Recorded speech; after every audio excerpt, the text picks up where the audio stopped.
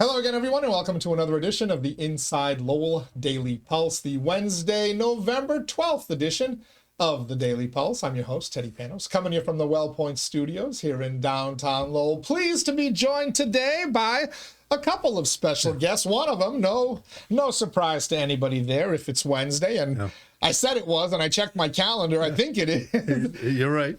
That means former Lowell Mayor, City Councilor, Head of Schools, Bill Samaras is joining us here. Found my way here. You found your way here again. You got a good parking spot. Yep. All is well. All is well. All right. Well, we're excited to have you here, as we are every Wednesday, but we're extra excited today because of the special guest. And we should be. You have invited in. He is Professor Emeritus at UMass Lowell, headed the UMass Lowell Political Science Department for a spell of time. Also, chairman of COOL, the cultural organization of Lowell as well. Kind of a big deal. And he might have the best accent we've had on this show today.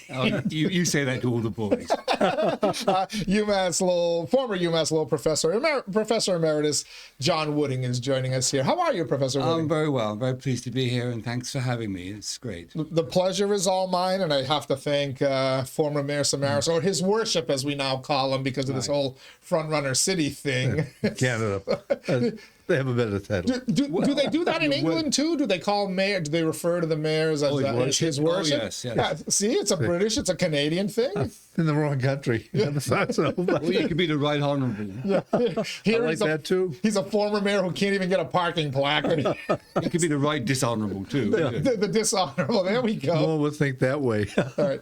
Well, we have a lot to talk about, especially about a passion that both of you share, and I think it's what kind of brought the two of you together during your work at UMass Lowell and your tenure as an elected official serving the city and as a former head of schools. We also want to talk a little bit about politics, given your area of expertise, and try to figure out where did this country go wrong that we're now so, dare I say, divided and messed up. But before we get to our discussion, let me quickly thank our Daily Pulse sponsors. Of course, we start with Ray Booten. He is a licensed realtor in Massachusetts and New Hampshire, also a certified appraiser in both states as well. So if you are looking to buy or sell a home, a business, or a commercial property, you need to find Ray Booten as quickly as you can. And he's easy enough to find, luckily enough, at realestaterayBooten.com. That's realestaterayBooten.com. Thank you as well to our friends at WellPoint. It's the only health plan offering health care benefits exclusively to Massachusetts GIC members. At WellPoint, your whole health is their whole point. Thank you, Ray. Thank you, WellPoint. Some other sponsors we'll thank in a few minutes for making all of our podcasts possible. But let's get right down to it. So just a little bit, I'll start this and then I'll get out of the way and let the two of you chat. But a little bit about your background, Professor Wooding, and how you came to teach at UMass Lowell to head the political science department, and how you became so ingrained in so many good things happening around the city and education in the city. Okay, that's a long story, so I'll keep it short. Okay. Yeah, I mean, obviously, I grew up in England, and I came here to go to graduate school. I'd been an undergraduate at the London School of Economics in London. I came to Cornell and went to graduate school there. Then later on moved to Brandeis and got a PhD in political science, and joined the UMass Lowell campus in 1990. Became an assistant professor in political science and went through the process and taught there. In 1997, after getting tenure, I became one of a group of folks who set up a new department at UMass Lowell, a graduate program and a master's program called the Department of Regional Economic and Social Development. Many of our graduates are now around Lowell. I could name some of them, but I won't right now, but I could talk about them in a little moment. And then continued working as an academic at the university. And then in 2003, I became Provost and Vice Chancellor for Academic Affairs at the university, and remained in that position until 2012, and went back to the Political Science Department to continue teaching and research, and then retired in 2018. And all through that, I became, especially when I became Provost, very interested in working with the Lowell community and reaching out into the Lowell community, and became part of a group of folks who really pushed the integration of the university with the community for lots of reasons, which I can get into and relate to what we're going to talk about later. So that's sort of my very brief background, being here and loving America, and been very well looked after in the United States, and enjoy being here. It's rare that we have somebody sitting next to former Mayor Samaras here who actually has held more positions in his past than him. But I think we got a better resume than yours. I would say so. So He was the number 2 person for many years at the university. And the one thing I have to commend John for was when he said he got involved in the community, he really was involved in the community. He was the voice for the university, and it helped to bring a lot of other people from the university into the city. Yeah, because that was a problem, getting both students and faculty and people involved with the community in which they work and teach. And I think that was something that I've always tried to do, to see that it's not separate from and distant from. Doesn't it make it? It makes the city and the college safer too. Also, of course, yeah. And I remember Bill Hogan, who was the chancellor I was provost under, saying, as goes Lowell, the city, as goes the university. If you had a news event where somebody got murdered or hurt in Lowell, enrollment would drop at the university. Then that was the things were integrated and symbiotic. And for many other reasons too, I think that was important. And I do recall that one of the first things I got involved in was bringing the Cambodian opera to Lowell back in 2007. I worked on it with Nikki Songus and Michael Creasy, who was then the superintendent of parks. And it was the first time that it had been done outside of Cambodia. We had 4,000 people come to watch it and see it, mostly Cambodians. And I think that was a really good thing to do for both the university and the community. It was interesting you said that as goes Lowell, so goes the university. I almost get the sense all these years later that Lowell's future is more tied to the university's growth and development. And as I see, and we're all excited about this whole Frontrunner City thing. But, I have a hunch that the link development is going to kind of further that the university's growth and prominence now as one of the leading institutions. You're getting ranked #1 in the state by the Wall Street Journal in terms of return of investment for your education. U.S. News and World Report. Again, UMass Lowell is always near the top of that. And I just kind of feel like this new period of growth, this new rebirth that Lowell is going to experience is one of innovation and technology.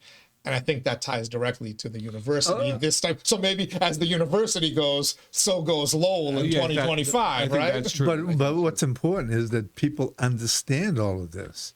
And John's been very articulate about spreading the word about the importance of the university and its relationship with the city. Because, being on the city council sometimes, it was like if we did anything for the university, we got a lot of people saying, why are you doing that? They don't pay taxes. They don't do this. They didn't realize the importance of the university. But I think because of some of the projects you outlined, people are getting a better understanding of why it's important. And I will freely admit, and I'm ashamed to admit that at one point I was one of those people. I did not see the benefit. I clearly see it now. I mean, all you have to do is open your eyes. And yet, you're right. There are politicians. We had political candidates running this time who were cursing the growth of the university and actually thinking it made the quality of life for the residents of the city of Lowell worse because of their growth and expansion, which, to me, now they've got a new enemy in me when you hold that political stance. Right.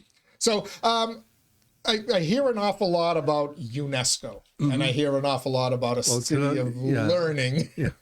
I'd like to bring that up. And that's why I'm gonna turn it over to the two of you. For the folks out there in our audience who don't know, what is UNESCO? What is a city of learning, and how did they come to be two important words / terms in our Lowell vocabulary? But what's important here at this point is I want people to know, as mayor, I introduced the idea of us becoming part of UNESCO. Why? Because the former provost of the university came to me, with an outline. I had no idea what UNESCO was. But you took credit all these years politically for that. Now you're saying it was him. We should have elected him counselor and mayor. No, We're always good at faking it, all of us, don't worry. he helped me out there. I mean, because the thing is, when you talked about UNESCO and it would mean the branding of Lowell as a learning city, and who was our greatest supporter of something like that? It was Patrick Morgan, father of the national park, and that concept, and Dr. Wooding realized the connection that Lowell had with the background work, and that Lowell could be part of UNESCO. And I'd like to have him explain UNESCO, but what I'd just like to say very quickly is that John's been part of so many different projects, like bringing in the opera for the Cambodian community. That just strengthened the community within. But you had Mill City Grows, very active with Mill City Grows. He developed the Pat Morgan Awards, and what he's doing, as an outsider, not a citizen of Lowell, but as someone. I am a citizen of the United States. Citizen of the United States, but we call being a citizen of Lowell. I mean, you've kept Pat Morgan's name out there and his work out there, and we appreciate that. You've brought speakers in from Ireland and Europe. We have a wonderful relationship with the city of Cork and the university because of you. So there are we could talk about many other issues with it, but I think the idea of UNESCO, if that happens, it's been a long trip to be where we are today. Right. But the thing is, the one thing I have to say, why we're still in the battle for UNESCO to be branded as a learning city is because John has not stopped the work that has to be done to make sure this happens. What does UNESCO stand for? The United Nations Economic, Scientific, and Cultural Organization. So that's it. Everybody asked me that too. Sometimes I forget. Do you want me to talk a little bit about how that happened? Yes. Let me start with one thing. Bill, you're making it sound like I did this. No, I was a group of several people who have been involved in doing stuff all through the last 20 years in Lowell. But you're the one that came through my door. Well, I was the one that came through. I'm the only one who's here today. I thought you'd buy me a beer if I did that. And he's the only one that held my hand over a few things. I'm telling you that. I'll keep it very brief, but I think it's important to understand both UNESCO, which of course is a global organization, much well respected by the rest of the world, as is the United Nations, a very important component of the United Nations. Back after World War II, the UNESCO organization set up a central sub-organization called its Institute for Lifelong Learning. And over the decades that followed, it established a program for designating cities around the world as learning cities, i.e. that the entire city is involved, to use Pat Morgan's term, as classrooms without walls. And people then experience the possibility of reskilling for new jobs, new environment, learning about everyday things, learning about certain music and culture and so forth and so on, all embodied in this. Currently, there are some 270 learning cities around the globe designated by UNESCO. There is not one in the United States.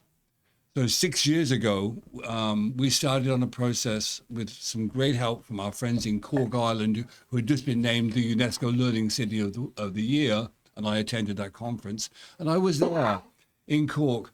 There were over 700 people from 185 countries together in the city under the auspices of UNESCO gaining that award.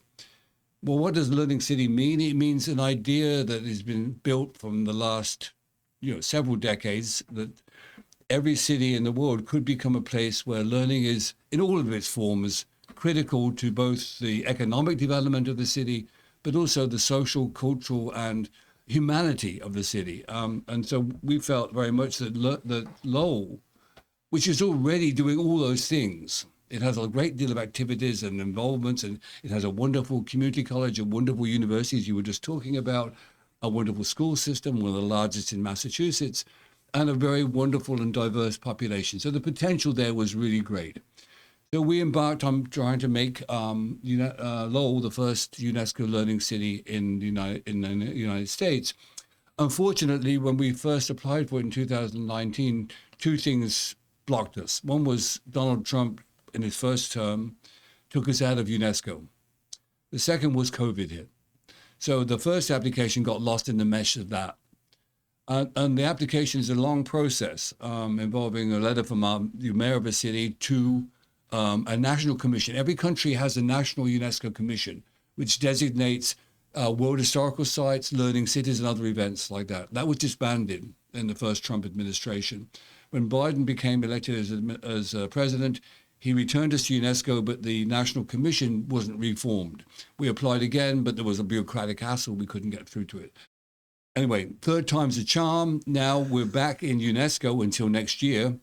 And with the help of Laurie Tran's office and several other folks around here, we got the application through the State Department to UNESCO, where it now sits.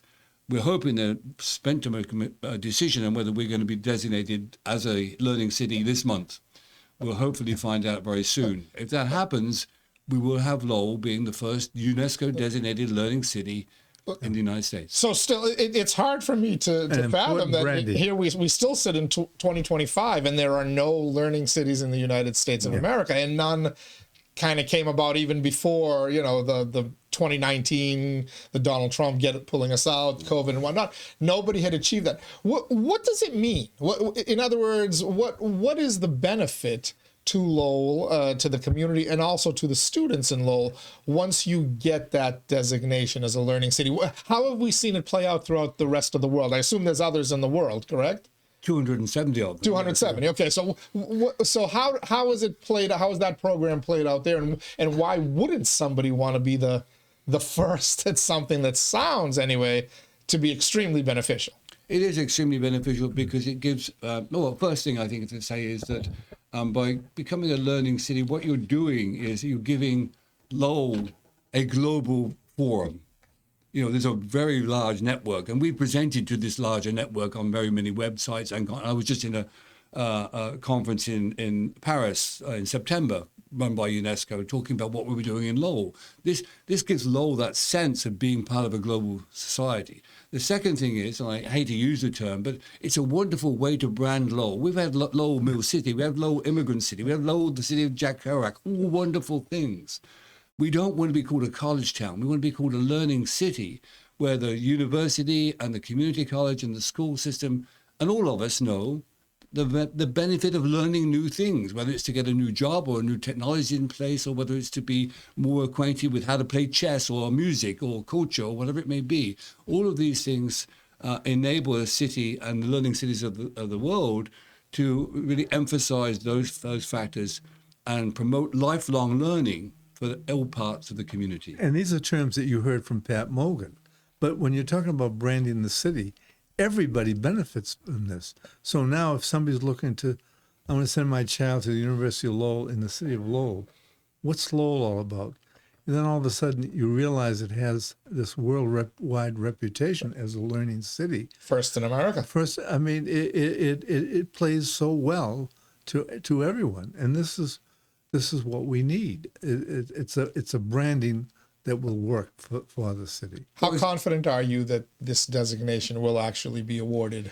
You said within a month, right? It's hard for me to tell. I don't know within a month. They are deliberating now. We meet all the requirements, which are fairly stringent because we've got a long track record of doing this kind of stuff. Yeah. And we have to send out an 18-page form where we describe in detail all that we're doing, plus a letter from the mayor of the city supporting this, and the city council and the mayor, through several mayors, including obviously Bill Samaras, who's been a great benefactor for what we've been trying to do, have supported it.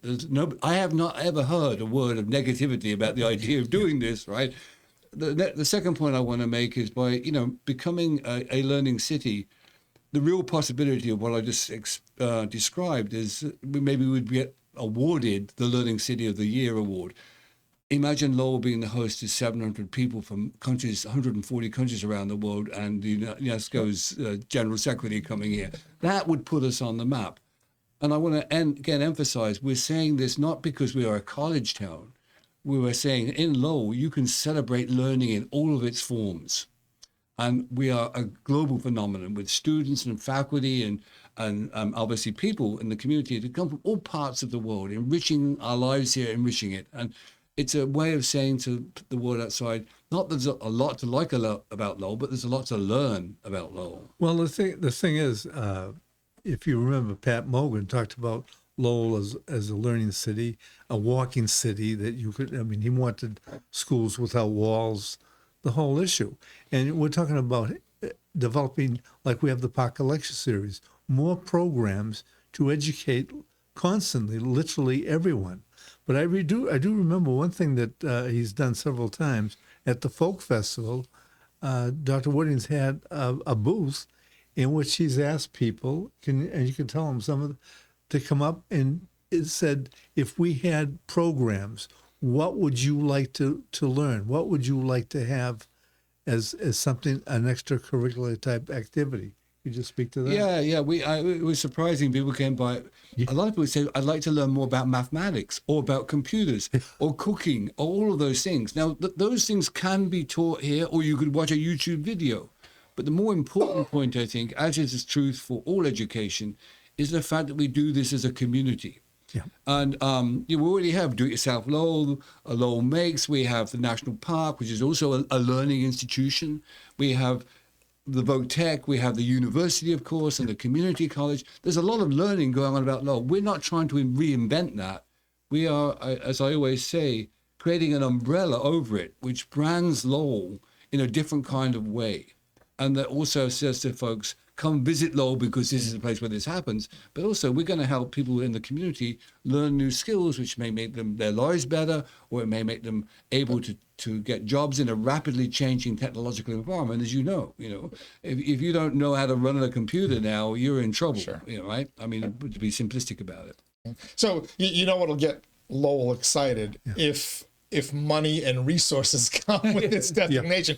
Does this open up access to international, global, United Nations related resources, whether, experts in certain fields or even some type of financial investment or whatever? Does this open that avenue as well? There's no direct financial investment, but there is, we become part of a global network, which is constantly active, involving connections between cities in Korea or China, Europe, South America, Latin America. All of these have learning cities. And so you become part of that global network. We've already given several webinars on a global scale. Unfortunately, sometimes at 4 o'clock in the morning because it's 7 o'clock in Korea. I'm never at my best at 4 o'clock in the morning. But in doing so, it brings a reputation to Lowell, which builds on its historical reputation, embodied in the national park. And as Bill said, Morgan's vision of the national park as a tourist attraction has been great. Think about the folk festival. Think about learning cities at the folk festival on a global level. Where you got the potential for making people realize that there's a city in the United States which has this rich, powerful history, which is dedicated to building tolerant, thoughtful people in its community, and by designating it as a learning city, we do that. And it would tie in nicely, it would dovetail nicely with Lowell becoming the first frontrunner city in the United States, now the first, and hopefully within the same month, you'll have that big announcement there, but also being designated a learning city. Good stuff ahead, some great stuff ahead. Yeah, absolutely, but it's because of his work. But John's also introduced me from some people from Cork who now have jobs helping with this, helping expand the opportunities for learning, because it's become such an opportunity, and monies have been made available to the university and to the city of Cork. And Cork is about the size of Lowell, isn't it? Yeah, it's a very similar city, and there's a river running through it too. So, and a major university. And I became friends with the current president of that university, John O'Halloran, and he was the one who initiated the idea because he happened to come here for a conference at the university back in 2017, and we were actually in the old court afterwards, and he said, you should be a learning city. I had no idea what that was, and so he was then provost of the University College Cork. But now we've got connections with Queen's College in Belfast, universities in England. So many of these learning cities are deeply connected to the universities. And you were saying about Lowell and the university. what's somewhat unique, you can't really say somewhat unique. What is unusual about Lowell is the university is right close to downtown. This is true in Cork too.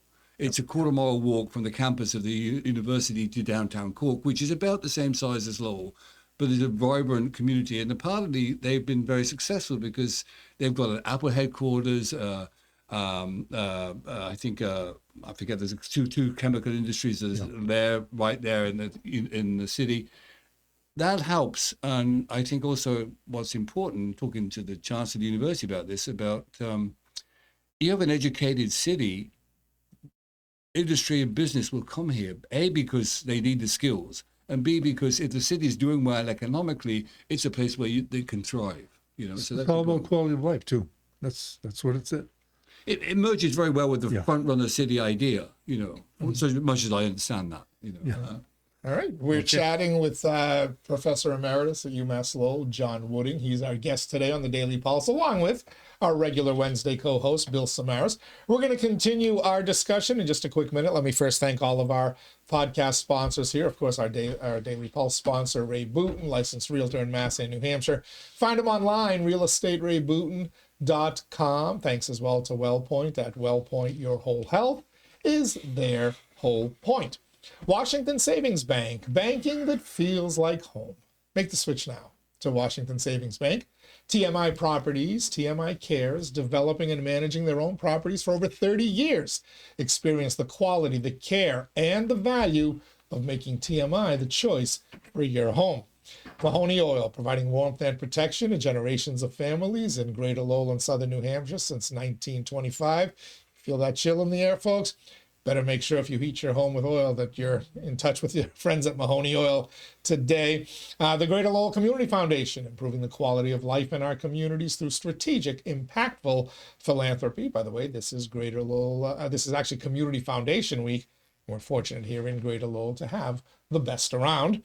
And last but certainly not least, our friends at Francis E. Prevention Insurance, the agency Greater Lowell has counted on to protect its most valuable assets since 1982. We continue our discussion with Professor Wooding, former Mayor Bill Samaras. All right, where else are we going? Yeah, I'm just sitting back. I'm enjoying this conversation today. I'm kicking back in my chair. And these are good things that John's been involved in. But, I mean, the future for Lowell, it just bodes well. But, John, you do have some other expertise. Political science. You know, I'm a former history teacher, and I wonder today how I could go back into the classroom and try to teach government. Right. Well, I taught at the university for a very long time, and I also wonder I could do it without being basically imbued with satire. But the issue that bothers me the most right now is that I consider myself a centrist, and people, a Clinton centrist, and I have to explain myself, and people look at me in a strange manner. But the thing is, the extreme left bothers me, the extreme right bothers me. It bothers me because it seems that people in those areas don't want to talk to anybody else. They want it. You have to think my way, or I'm not your friend anymore. Right. I come from families where I remember Thanksgiving, where the uncles, while we had turkey dinner, argued unbelievably about politics in this country. Mm. And after that, they all went to sleep till Ed Sullivan show came in. That was a typical Sunday, in a Greek home at that time. But they could talk politics, have very different opinions, but then it was over. We discussed it. We seem to have lost that. Have we lost it? I mean, what do we do today? What's happened? I mean, I think it certainly seems that way. I've been in this country for 40 years. I also have been involved in European societies where some of the similar kinds of things are happening, and there's no question about that. In England and in France in particular, in Germany, where the division seems much more stark between the left and the right. And this is unfortunate because people can't have conversations anymore and don't. But I think a lot of it is not about the ideology per se, but about the distrust of government. And there's a long history of that in the United States. I mean, obviously, you were formed to get rid of the damn British aristocracy, and which you seem to love over here, but you're welcome to have them as far as I'm concerned. They're expensive, The biggest welfare recipients on the planet, right? Right. The British monarchy. If you like King Charles, I could probably get him to come to Lowell, give a chat. I don't know them personally. I was a working class kid. I didn't grow up with that. But the division there, I think, and the alienation from government. I used to spend some time teaching political science, obviously, but also talking about, well, what does government do for you? Let's not think about what it doesn't do for you. And it's clear, and even very conservative folks in the United States will admit that you'd be dead in 20 minutes without government when you woke up in the morning, because government makes rules about the quality of water you drink, whether the roads are safe. These are the things that are what we call common goods or collective goods that you need government They're for. necessary. Pardon? And they're necessary for people to have a decent life. And I think what we all want to build in Lowell and around the world is communities and cities and towns and environments where people can have decent housing, a good, well-paying job, and a good education and ability to get to it, and decent medical care and all of those things. Now, I come from a country which, when I was growing up, was under a Labour government, I was a member of the Labour Party. These are not raving communists. These are just simply, more left than right, and that shifts a little bit to the left in Europe as a whole. But I've often said this. I grew up and I went to college. I didn't have to take out a loan. I was from a poor family. My father had died when I was 16, and once I met the qualifications, all of my education was paid for. My mom, who lived alone for 30 years after my father died, was never terribly well, but the doctor visited her house. She had free medical care, and I did, as we did under the national healthcare system in England, free education, which she got a bus pass that was free. The dentist came to her house, that kind of. People get looked after, and that's, yes, and the tax rates were high, but that's the idea that, we all have a collective responsibility for each other. The welfare of other people is our concern, and that's a fundamental moral question, not necessarily a political question, right? I don't know whether that answers your question, No, but that's broken down a great deal in the last decade. The failure of government and corruption in government, whatever it may be, people feel alienated from the entire political process, especially young people, which is very sad. A couple of things I wanted to touch on there, because it was fascinating. You said it to me, the distrust in government. To some degree, that's always been there, right? You're always supposed to question your government. I do agree with you. I feel that it is at levels now that we have never seen before. And part of that, if I may, I blame what you have done most of your life, academia. I also blame what I have done for most of my life now, media. I feel like there was a time where both had a little more balance in the way they presented information and what's going on in the world. Whereas now I feel, especially in the media world, corporate interests have taken over, and you're no longer getting, everybody's going to distrust government, right? But if there's some entity, which media is supposed to be, right, that the fourth estate, as it was called, telling you, okay, this is how it is, this is what so-and-so said, this is what this one said, and make up your mind. I feel like that's gone now. And I feel like people are now starting to turn to kind of echo chambers on social media to get their information, which I feel is further deepening the divide. Has media dropped the ball on being an impartial arbiter of what's going on out there in the world? I don't think. I mean, media was always partial, but there was a lot of different kinds of media, so they were partial in either two directions. I think the last point you brought up, and I want to ask you about academia, the last point about social media is a qualitative difference. Now we get everybody under the sun can say something on social media. There is no validation of whether it's truth or not. When I was a young man reading the newspaper, the British Times or the Guardian, whatever newspaper it may be, you were fairly certain that the journalists were well trained, they had objective basis, they presented information to you, and you could make decisions about it, whether they be right or wrong, right? That's not true of social media, where everybody can be The conspiracies are rampant, and people are getting their information through that. I mean, one thing that you can do in a learning city is help people get information in or become aware of the difficulty of getting right information, which the media used to provide back in the day. It hasn't entirely stopped, but it's a problem. But so this is kind of and I agree. There's hundreds of millions of people on social media throughout the world, and you have to kind of figure out who you can and you can't trust. Conversely, Joe Rogan hasn't been sued and lost a lawsuit. Megyn Kelly, since she's gone to social media, has not been sued and lost a lawsuit for doctoring footage, whatever.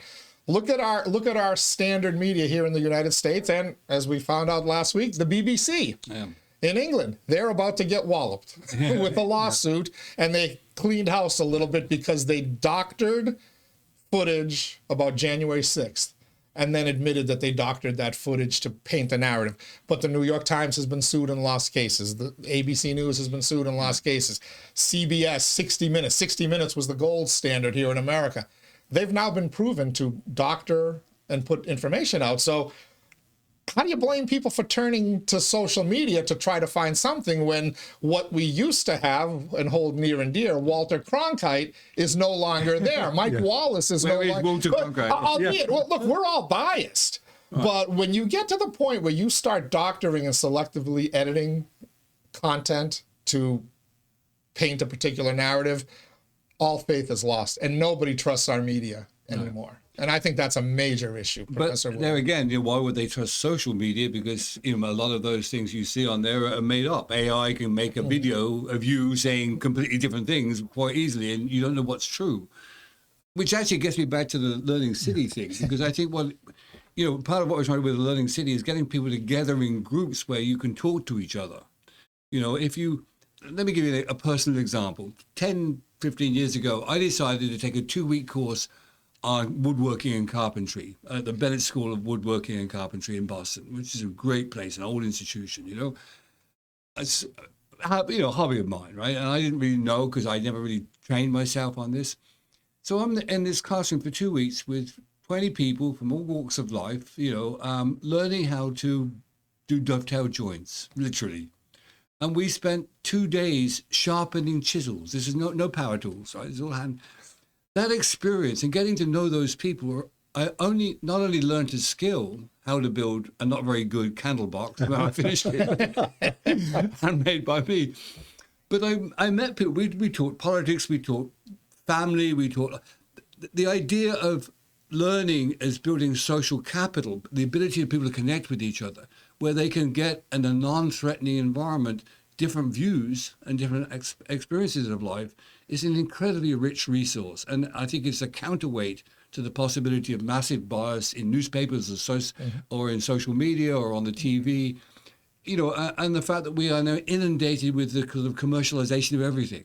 I mean, last night I was watching the Celtics game on TV, and I don't watch much TV, but every 10 seconds, they've got things blazoned on their name. They're advertising something. There's a commodity, right? Capitalism, it is its nature. It's not a criticism necessarily. It turns everything into a commodity. Where do we free ourselves from that so we can have open conversations amongst each other and then learn to trust government again? Because government, we can't function in this world without government. So this is where I turn to my blame for academia. Okay, I was going to ask you about because that. You talk about where should people be able to gather on a college campus, right, share ideas and whatnot. Well, look around the last couple of years. Where are you seeing a lot of your political violence? It's on college campuses. Just over the weekend at UC Berkeley, brawls, rioting broke out over a Turning Point USA event over there. But we've seen this over the last several years when people come out to to exercise their free speech that may not be favorable to the narrative. We start to get into some violence on the campuses, and some folks feel that our universities across the country have not done a very good job of containing that violence and have in many ways worked to foster it. I do want to give credit to UMass Lowell. UMass Lowell has somehow been able to escape what transpired after October 7th a couple of years ago. We didn't see that movement come to UMass Lowell, but it was all over our Ivy Leagues, all over our colleges in Boston, and all over the country. What's your take on that? All due respect, I think probably you're exaggerating in the great scheme of things how often that happens, whether there's a riot on campus or there's some kind of way of suppressing freedom of speech, which of course I'm in favor of. I think we should listen respectively to many, many sides of a conversation. That's a learning environment to have that happen. We had, obviously, this is not new. This is in the 60s against the Vietnam War, and those people I think who demonstrated against it were correct. But the way in which we give a voice to people is important to recognize the sanctity of listening to different sides of an argument. I mean, I'm a teacher, Now, I have biases and opinions, and I'm open with them, and I talk about them, and I challenge things in a classroom. That's where we grow. If you say something to me and I go, well, I don't agree with you, but let's figure out what that looks like. That's important, and that's an educational process, no? So 100%. I was always that student, by the way, that was the opposite. I mean, there's a tendency of my professor. To think, because what you see in the news or hear about, these major events that go on at universities, that 90% of the time people are in a classroom and they're listening to each other and they're learning a skill and they're talking to each other. I mean, I taught political science. We had heated conversations in there. That's part of the learning experience. Right. I mean, I once said to my students, I said, part of my job is giving you the tools or the weapons to cut through the bullshit. And that is what you try to do as a teacher. You are leading them to think about the world in a different way. And somebody once asked me, why do you think you're a teacher? I said, I want to have my students be comfortable with ambiguity. The fact they can hold different ideas at the same time. And sometimes there's not always an answer. But the chancellor I worked in under UMass Lowell, Bill Hogan, was an engineer, a rocket scientist, an engineer. And something would come up and he said, well, what's the answer to this? I said, in this kind of realm, not like in engineering, there is no answer. I can't tell you what the correct thing is to do here. You have to think about what we can work with at this point in time. And that's what I think education is about. Well, the thing is, I do know, like when I was going to Boston University, like I took a course with Mel King at the time when it was the height of it. It was a great learning experience. But I also took some courses, we'll say these people in the far left, and the thing is, I was an anomaly in some of the classes, so to speak. But I got a lot out of it because the thing is that I got to be able to understand where they were coming from and why. But the thing is, my concern is just in the general public, but in family life, you alluded to that it's happened in Europe, but I've seen so many families now breaking up in a sense, or not coming together, or friends not coming together because they can't talk about their position. It's either you accept my position and I don't accept your position. Like I said, I come from a time where we could argue it out or talk it out. But that seems to, how do we bring that back? The Learning City thing, that's something I see as being helpful within the city to, have some really great speakers come in and send people to them. But it's not only about... Do you know what I'm saying? I think simple thing. Life. Where the arenas for civilized discussion and consideration should be the classroom in school and in university, but it should be everywhere. That was, in fact, for me, the underpinnings of the Learning City is that I could be teaching woodworking and have people talk about tariffs, right? There are ways of learning about stuff that's different from me standing in front of a classroom behind a lectern boring people to death, right? And you know that. You've been a high school teacher. How do you engage people in something and then use that opportunity for them to connect and get to know each other, to find out that this left-wing person is not crazy, or this right-wing person is not entirely crazy, or this person from Mauritius is smart and lovely, or this person from Cambodia has got a lot to teach me about the world. For God's sake, we have, the Angkor Wat dance troupe. We have, culture and background in Lowell from many, many, many different forms. This should not be a threat. It should be the opportunity that this creates to learn about the world, and most people know that. Unfortunately, like all of us, you get tied up with earning a living and watching TV or whatever it may be.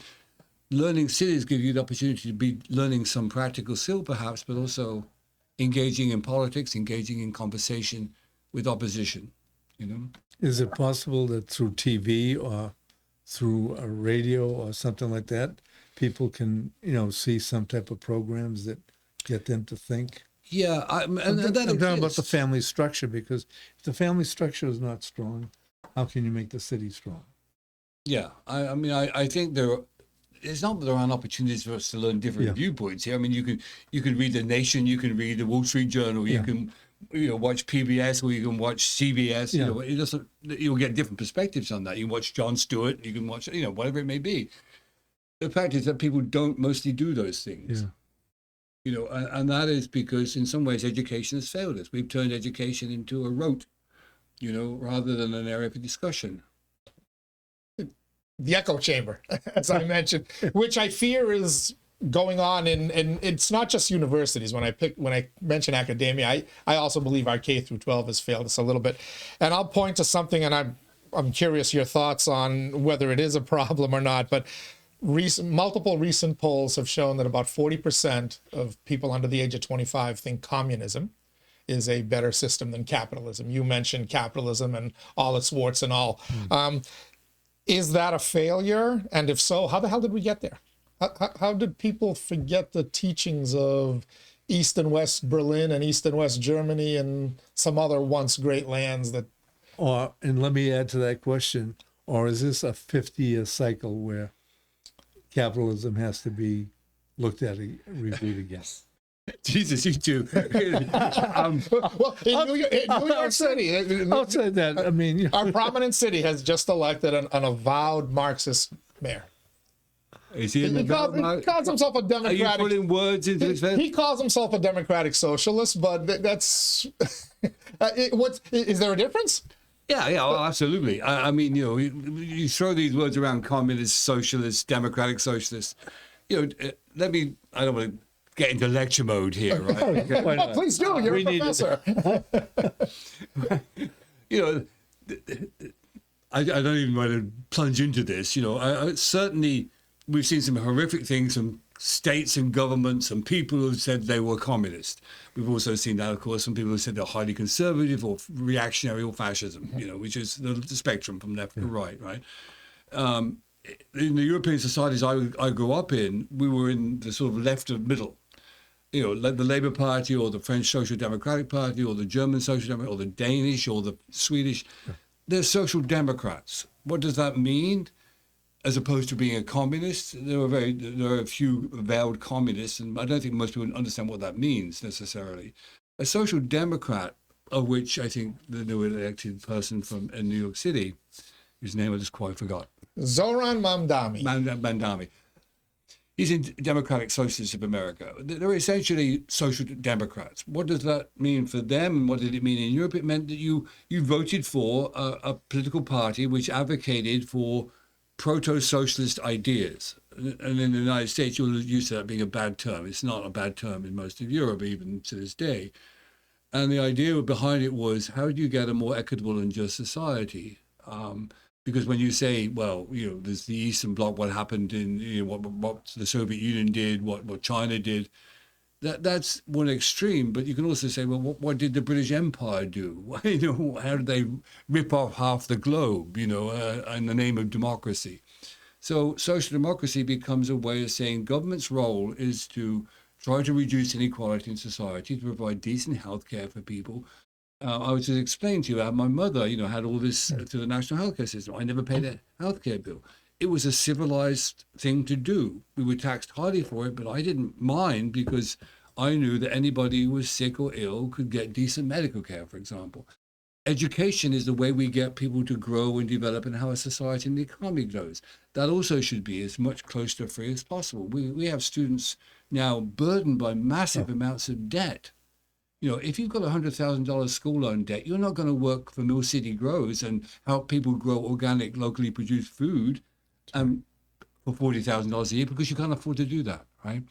So social democracy is and it doesn't ever go away. it doesn't ever seems. go away. No, it doesn't ever go away for a lot of people. Yeah. I didn't pay for anything for my education because of that. And I think that those things are the mark of a civilized society. The caring for each other and providing the finance and the resources through government to do those things, to provide free education for people, to provide decent health care, to provide decent housing, all of those things. I grant you that means a large government structure. I grant you that corruption occurs and people game the system. I grant you that. But the level at which that happens is minimal compared to the actual benefits of doing it. How about government-run grocery stores, which is one of Mr. Mamdani's? I'm not When sure government starts to take over private industry, right. I mean, that's where that line goes from the old school socialism, as I kind of understood it, versus the new version today, which is really more right. Lenin, etc. than Okay. Bolshevik, than Mandani, I mean, I'm not with, I don't think the government should run grocery stores. Okay. But when I was, as I said, when I was growing up in England and under social democracy, right, the government owned and ran utilities. Everybody needs to pay for that, right? The government owned and ran the public transportation system, which meant that the things that we rely on often are not profitable, right? I mean, if you live in a part of the city where there's only a few people need a bus, but you need a bus, it's not going to be profitable to run a bus there if you're a private company. But we can say, well, it's the greater good to run a bus there. And I think that's an argument for saying that. Healthcare is a whole other area, right? Almost every country in the world has some form of nationalized healthcare system where you cannot be refused healthcare, where we all pay for it collectively. My mom survived because we had a national healthcare system which paid for everything she did, which we all paid for, right? That's a civilized society, as far as I'm concerned. That's the legitimate arena for government activity. Of course, there should be a private arena, restaurants and industry and development, but it also should be, I think, overseen by government in the sense of regulation.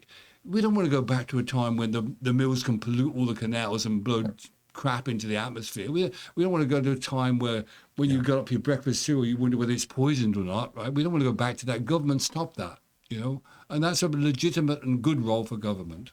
on that 100% agreement. Look at it.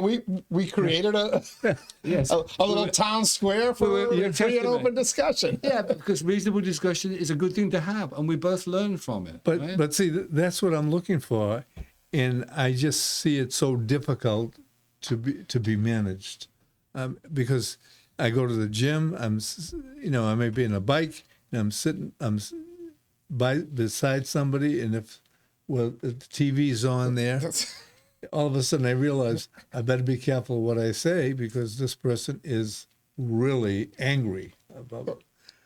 Or the gym better be careful about what they put on their TV.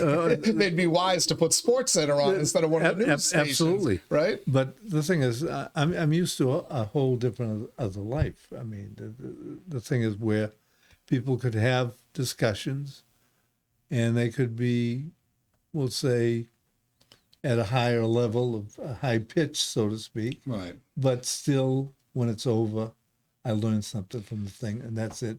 And we're still friends. But a lot of people are angry, as you know. That's it. It's the anger that bothers me. Okay, so what is that about, do you think? That's the systems aren't working, right? I work for many people in that For many system. people, yeah. It may be working for Elon Musk. It may be, That's the point. Well, that's but obviously. people like us, I think that over the last 20 years, especially, and people blame the global economy for this, but, let's just take the United States as an example. A lot of people feel the transitions that go on with the development of capitalism, I use the word capitalism not as negatively, it describes the system, right?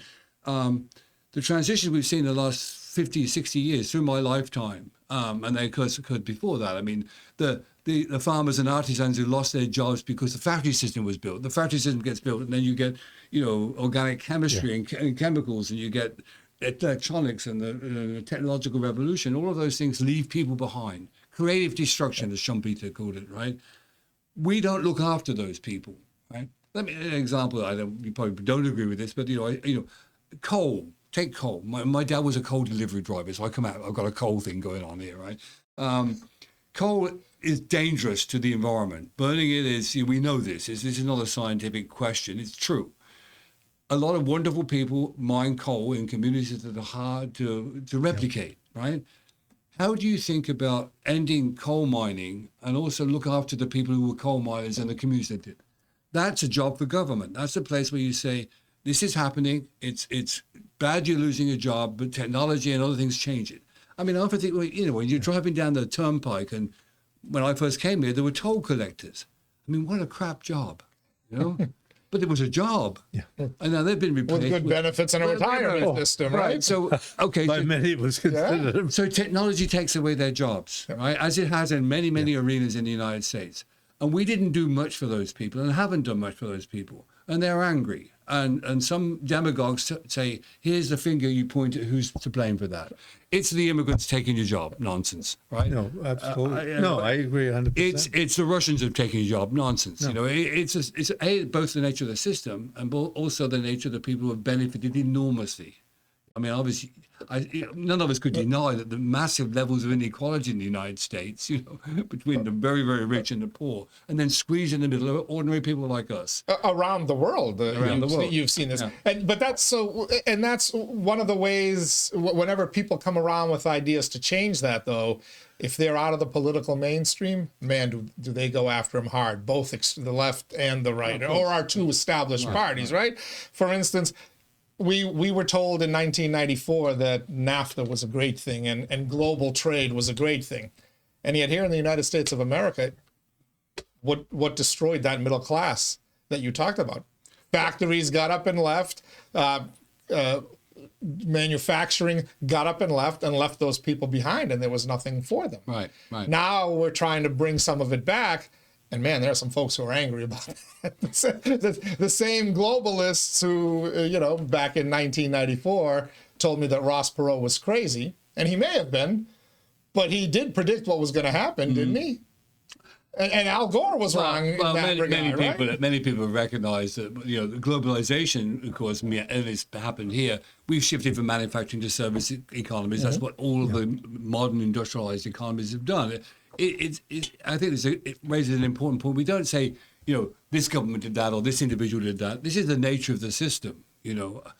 Our job is to find ways to support and make up the difference for those people who suffer most in that phenomenon. You can't stop it because nobody's in control of it. But we really haven't helped it.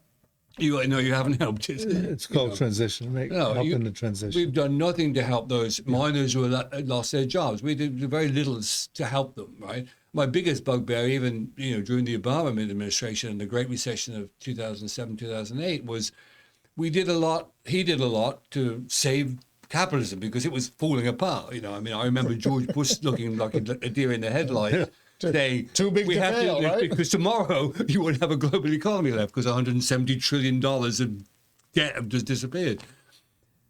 The problem for me was that Obama, yes, because of the system, he had to bail out GM, he had to bail out Chrysler and stuff like that.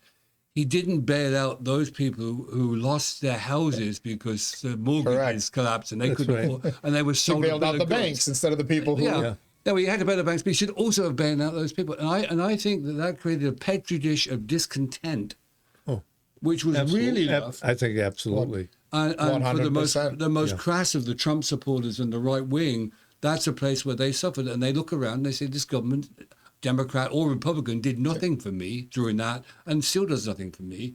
And it's easy for me to blame, the Asian guy down the street for taking my job. That he didn't take your job. Capitalism took his job. They moved it out. I don't think the answer is tariffs because that just reduces the potential for economic development. It doesn't add to it. We've been through this several times. Protecting American industry by putting tariffs around it just increases the cost for everybody else. We've seen that already in the last year. What that's done to us. Anything else, Mr. Mayor? Your worship? No, thank you. I mean, this is not an easy time. Well, I think we're in transition, but right now it's very difficult. It's a rocky road. That's my thing. And I'm saddened to see America go this way. We're fighting with each other. We may differ on the politics, but I don't think any of us think that masked ICE agents should be taking kids from kindergartens. You know, that's not America. You know, blowing out the Constitution, lying about stuff is not America. And There's some serious issues out there. yeah, there are some very serious issues, and we have to talk to each other, and we have to come up with some innovative and visionary ideas, which I also think is true of Lowell. You know, I mean, we need a vision. You know, Lowell's staggered along, and it's done really well. It's often been on the cusp, and when the economy falls apart, Lowell falls apart.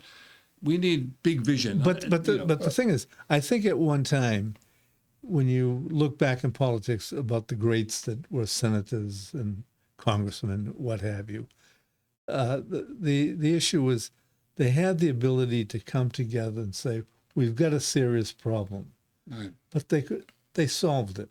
Right. That wasn't perfect, but it was solved, and there was something there for everybody. Right. But you're right, and it's the other issue is, people lose their jobs, and a statement's made, we have better jobs coming. Well, they have to be trained for the better job. Right. They have to know where the better job is. They have to receive some help. But that's why I'm more optimistic about Lowell's future than the country's future, to be honest. And that's why, because Lowell is kind of setting it up with where they're going, and the learning city is also part of it, where our residents, those who can afford to be here when all these changes come, are going to be in a position where they will be able to be trained for these jobs of the future. And again, through the university, robotics, AI, the future manufacturing of the planet. Lowell is going to kind of be front and center and leading another industrial revolution. And maybe if we become a UNESCO city, and like I said, we take the resources from the Parker Lecture Series, the resources from the university, the community college, from private companies that are here, it will help us come together, because the issue is we've got to talk. And guess what? We've got to listen to. Yeah. Two last things on that. I think that doing this kind of thing, and the university and Lowell's resources, which are enormous, attracts industry. We have to make it able. We've seen that happen over the years. Wang was the bad example and the good example, both things at the same time. But it is also true that the Learning City idea also focuses on how can you help people, find their own self-employment or jobs. We're always going to need you can't send plumbers to Russia. This is not going to happen. You need plumbing. Robots can't build houses or do plumbing or electricity, right? You need plasterers and restaurateurs and all of that stuff. Building that means those jobs can't be exported, right? They're not going to go away. And where you see vibrant cities, you see this commitment to looking after the people in the city. And that's what I think Lowell continues to do and has to keep doing, in a very profound way. All right. Professor John Wood from UMass. You asked how long this is going to go before I hit the record button. I said, 30, 45 minutes. Yeah, we're at an hour or two. Okay. Right. I'll shut up. No, please don't. I'd love to have you come back. Okay, thank you. Because I do think these are important discussions that should be had, and hopefully people will learn from them. And the best part about these, no editing. We're going to give everybody the full hour and change of this podcast. Thank you so much. You're welcome. Thank you for having me. Thank you. Bill Samaras, thank you. As always, great to have you here. We'll see you next Wednesday. Absolutely. All right, we'll see what kind of trouble I can get you in next Wednesday. You're good at it. I kept you out of trouble today. Thank all of you for tuning in as well. The Daily Pulse, the show that keeps its finger on the pulse of Lowell and the world around it. Tomorrow, Lisa Golden, the health director for the city of Lowell, will be joining us. Lots to talk about with her. Lots of health-related news issues over the last several months in the Mill City. So I'm looking forward to this discussion. Friday, it's the Daily Pulse Live at 10 a.m. We'll have the Pod Squad and the fabulous Lindsay joining us here in the WellPoint studios. Till then, everybody, stay safe, stay warm. We'll see you on the other side. I'm kind of envious.